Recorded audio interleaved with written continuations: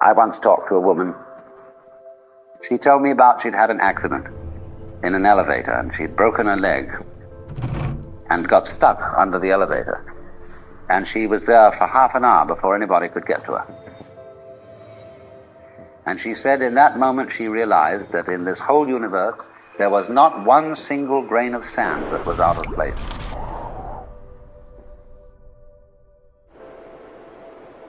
And that is a curious vision that comes to people occasionally. When you see suddenly that you've been looking at things in absolutely the wrong way. That you see that the most frightful things that can possibly happen fit in with this. It's very strange and very odd. But the reason is, of course, you see, that when you get rid of the idea of the governor and the governed, the boss and the employee, the king and the subject, there aren't any victims. Every creature that suffers in this world is, unbeknownst perhaps to itself, doing it to itself. No one else is responsible. There are no victims.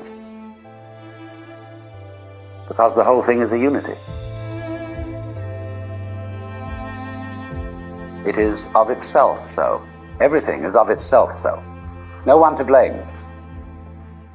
It's a very interesting experiment to let sound come to your ears. Now why don't you try this? Why don't you all just close your eyes and gently become aware of the whole world of sound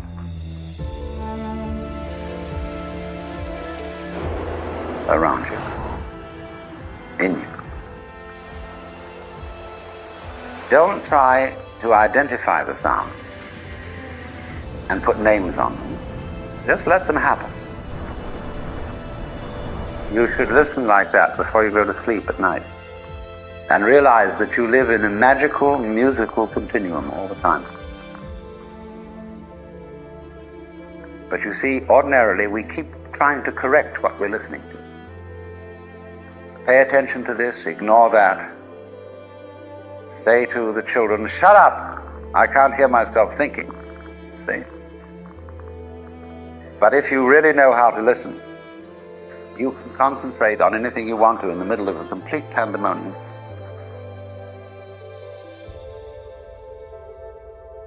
But so in the same way, one could give experimental exercises in listening, in using your eyes, in tasting, in feeling things. For example, picking up rocks and feeling them.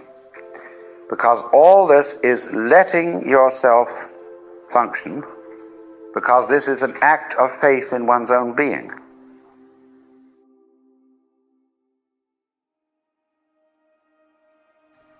It is allowing the body to be a democracy instead of a tyranny.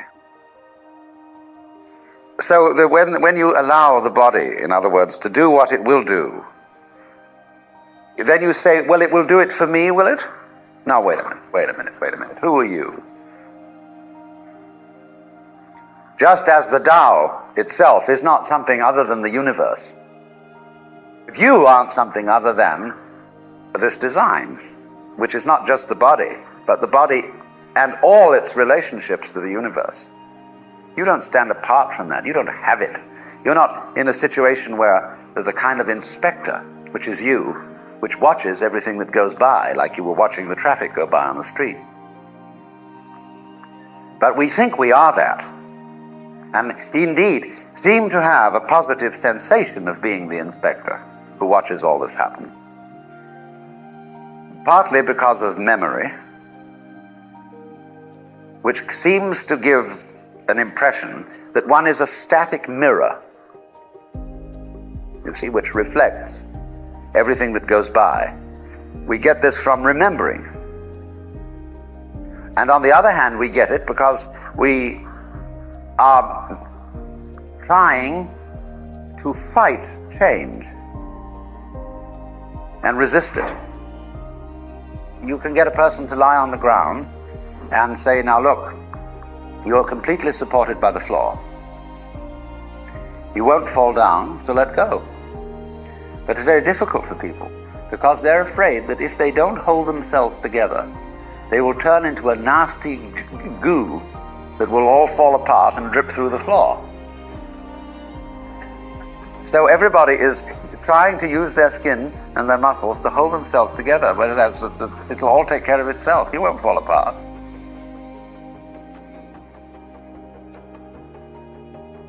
So there's a constant resistance going on. That resistance, you can be aware of it in terms of a sense of strain here between the eyes. This is its center. And that constant resistance to life and the sensation of it is what you actually feel when you think about yourself. I is that feeling of resistance.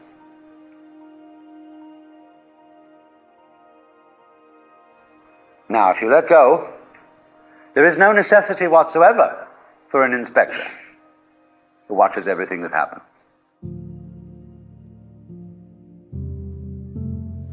You are what you experience. Your experience and you are the same. Your thoughts are you, your feelings are you. So there's no necessity whatsoever to try and stand aside from them and be standoffish and say, you go away.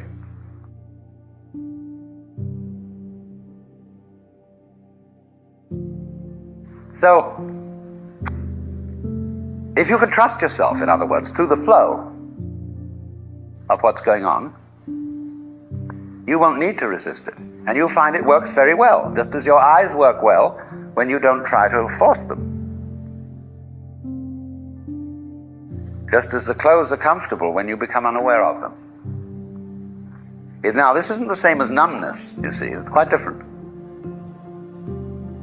Because you experience your body in terms of what you ordinarily call everything else. In other words, as you look around here, we are taught to think, what I am looking at is out there. Now imagine this. Look. What's the color of your head from the standpoint of your own vision? Nothing? Now watch. It certainly isn't black, is it, behind your eyes? You don't have a sensation of blackness, nor of whiteness. There seems to be nothing there at all, as if you had no head from your own point of view. But actually, what it is, how it looks inside your head, is what you're seeing out here. Because you see, the optical nerves are back here. And your experience of all the shapes and colors around you is a sensation of the state of your brain. So what you're looking at is inside your head. But then you can't be said to be looking at it because inside your head is you. So all this is how you feel. This is you. Only it's true for each person. You are not more specially me than I am you. It's mutual. It's like the dewdrops on the spider's web reflecting one another.